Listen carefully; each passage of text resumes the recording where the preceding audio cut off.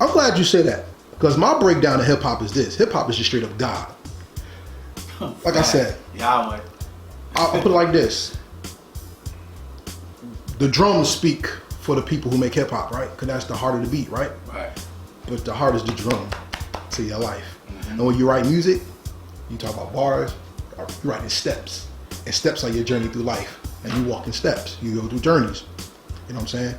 Not only is it the journeys and the steps and the heartbeat, we also have rhythm and flow. That's the endocrine system, respiratory system, digestive system, reproductive system. It's all your systems. So you are the embodiment of God's natural love.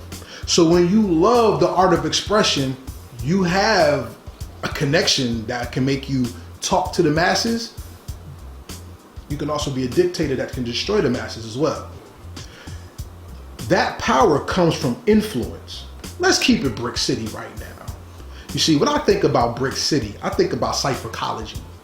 Because the cipher is what ran the city and made you known. Right. And my brother was a rapper. Me, yeah, I tried, but I'm not a rapper. But I love the culture so much and I wanted to hear what people said. And the most powerful thing about words is expression. Right. So let me ask you, my history is double S, Shy Skills and Shy Born. Mine is, you talked about C-Wise, I know the name, never met the man. But MC Swanee, Mike C. Swanee and Mike C. We talking about, of course, Double O, the Brown Hornet back in the day, you know what I'm saying? We're talking about people who were on the block, Nocturnal, this man right here. We have Fire Jaws. We have people who actually went from block to block to go and spar. Shout out to Shake on 19th Street, 13th Ave, One Deuce. That was me and Redman inspiration a little bit. See that? We talking about Mellow Man, we talked about Raggedy Man, talk about some Zoo Crew, Brick Mob. Shout out to Mike C. So many. How did the inspiration of hip hop, whether godly, man inspired and all, form the man that went out to the blocks to test his verbal manhood? Man, you're right. It's definitely a spiritual essence when it comes to hip hop. That's why hip hop is so powerful. You know, I mean, you can relate hip hop, the testimonies of hip hop to like testimonies in any biblical scripture. And I ain't even just talking, like you can really compare them like that, you know. So when you talk about how did it prepare man to go out to the block to get into those ciphers, man, just think about it. You know, early hip hop was inspired by rhythm and blues and jazz. You know, we were inspired through poverty. They used to sing their way with love. R&B, rhythm and blues, they used to sing about love to get up out of the pain. You know, they say love will outshine anything. Love will get you through anything. That's why there was so many R&B love songs. You know how much pain they was going through with poverty back in the day? I mean, you can Google everything now. You can look at movies like Claudine and all that. You know what I mean? You can look at, I can name a bunch of movies, but my point is they were singing about love to get out of that. They were singing about joy, you know what I mean, to try to get out of that pain. And yeah, they were singing about pain at times, their reality, but just like they were doing that, those songs were preparing future hip hop artists on how to tell stories, how to do it their way. That's why I'm saying, you know, before, old elder artists should be careful of how you push and shun away the unknown. And usually the youth come with the unknown because the elders are not living that way anymore. They live in the way that they already know how to live. So when the youth presents something new, we shun them away. We put the elbow in their ribs, we push them, and that's what creates the gap. But you know, though we took from those elder artists, the future hip hop artists that was to come, we learned how to become storytellers. We learned how to write songs, even though it wasn't sing-songy. And some of the early hip hop stuff was sing-songy. You know what I mean? A lot of it. All of it. We might couldn't hit the notes like rhythm and blues singers, but it was sing-songy, and to it became, to the DJ made us break it down to the very clear compound.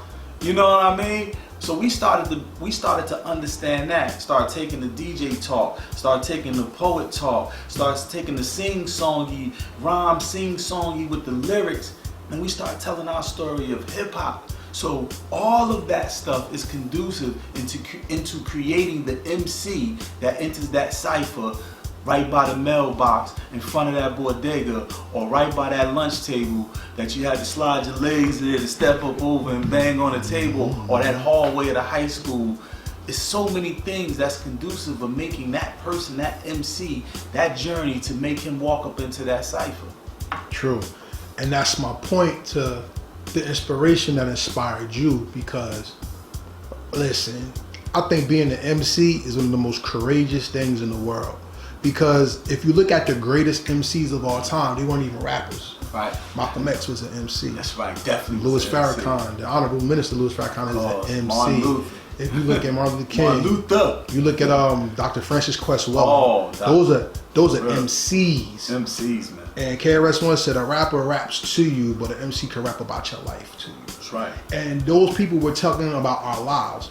So being an MC, when you went into the cipher, not only were you flexing verbal technique, you were also telling life in a very artistic way. Mm-hmm. That was called the Harlem Renaissance at one time. That's right. But we made it a cipher amongst men, boys, even the ladies came out into it.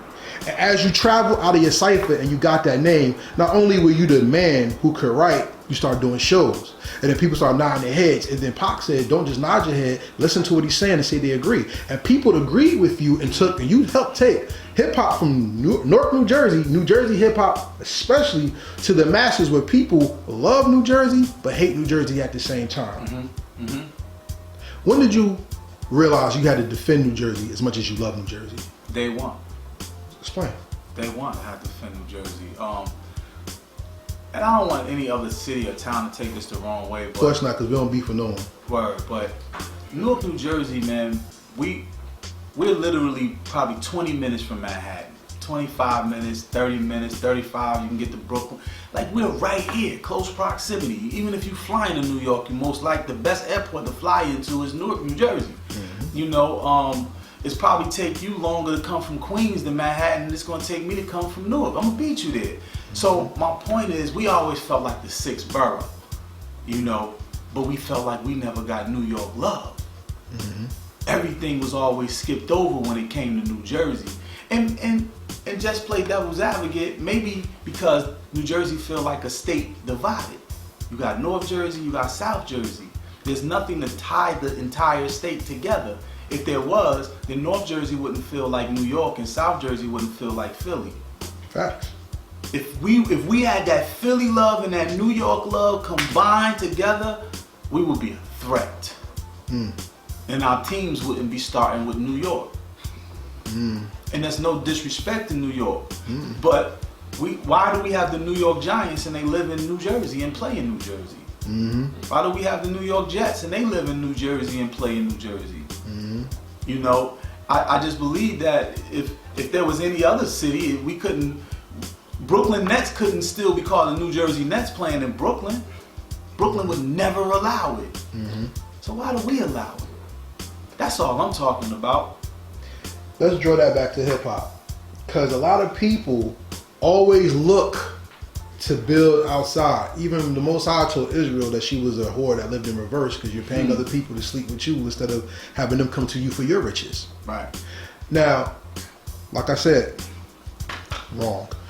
Like I was saying, coming from that understanding, it was people who were vanguards in the city that held us down. Shout out to Flavor Unit, Apache, Slang Tongue. Yeah, I mean, Lakim Shabazz, of course. Shout out to the guy. There was people who were vanguards of this city. Right. And one of the most important vanguards that I had the pleasure to meet was Govmatic. Shout out to Govmatic. Rest in peace to Govmatic. Govmatic. By having a vanguard means not only were they a symbol of what was to come, because when you look at even like Maxwell, Diesel Don, like I could just drop so many names because there's so many vanguards that even though we were a cauldron, even though we were a cauldron of talent, it took only one person to really govern the city to make the city understand that it's bigger than hip hop. It's about the unity and the brotherhood. What did Govmatic mean to you? How did the Govmatic Award hit your heart and inspires you to take it to the next level? Man, so Govmatic meant a lot to me, man, because he's a part of my history of hip hop here in Newark, New Jersey. People don't realize Jam C and Breeder Baker took me to Govmatic, man. You know, and Govmatic used to take me around with Jam C and meet all of the MCs and I knew all of the underground spots is, and it was a lot to do with Govmatic. You know, he's the one who introduced me with Jam C to Sport D, and like he was everything, man. He was before we got with Marley Marl. I mean, he was the funky producer, man. Mm-hmm. He was the dude with all of the beats and the ideas. He was so soulful and so funky, and he was just a good dude who loved music, man. He loved music, man. You know, he loved album covers. Yeah. Yeah, he was a graffiti artist. Yeah. Like, yeah. Man. When you see that AUB, man, you know what I mean? Like, shout out to Gov, man. Rest in peace to Gov. And to keep it real, the reason why I brought this up for this part of the interview was this. We always say, without knowing your past, you'll fall for anything. Right. And a lot of people are forgetting the past. As much as we love Samaj Savage, Jay Wonder, and all of them, and they deserve all the respect they get. Shout out to the young dudes, man. We should never ever hold them accountable to be equal to the legends, or to even just not recognize the fact that the road that was paved before them, they follow now, and they can make it better too. So in all actuality, part of this interview and why I asked you this is because you've laid the path and foundation for greatness, not only in what you say and not only in what you do, but you laid the foundation to giving people hope. And hope is the one thing that a lot of people are failing in today. You know what, too? Real quick, man. I think I disagree with you a little, Rev, on that they shouldn't be. No, I don't disagree with you. You're right. They shouldn't be equal to us. They should be better than us. You know what I mean? And the only problem I have with the young artists that they don't do their homework about who came before them. You know, I think that if you're from Montclair and you don't know every rapper that came out of Montclair in the last 20 years, then you're doing yourself a disservice. Just on the history sake. You know what I mean? Like, if you're from East Orange and you don't know Mike C, the history of a Mike C, as a young rapper, then you're doing yourself a disservice. And I say it in this context. If you open up a plumbing company in Newark and you don't find out what the top 3 plumbing companies and how to get the top 3 contracts, and then you're doing it, why you open a plumbing company if you don't want to be the best? Mm-hmm. Mm-hmm. Find out who came before you and why they were considered legends and legacies and all of that, and then become blow past that. You know what I mean? That's the only problem that I got with younger artists. It's just know what came before you so you can be way better. Don't think that if you got natural talent and you already feel like you're better because you got more likes or more hits or more streams, dig deeper than that. You know what I mean? Like, understand why Sam and Dave or Sam and, understand why they were writers like they were. Yeah, you might make more money because it's a different type of environment. But understand why they left the legacy that they left so you can become just as big or just, even greater.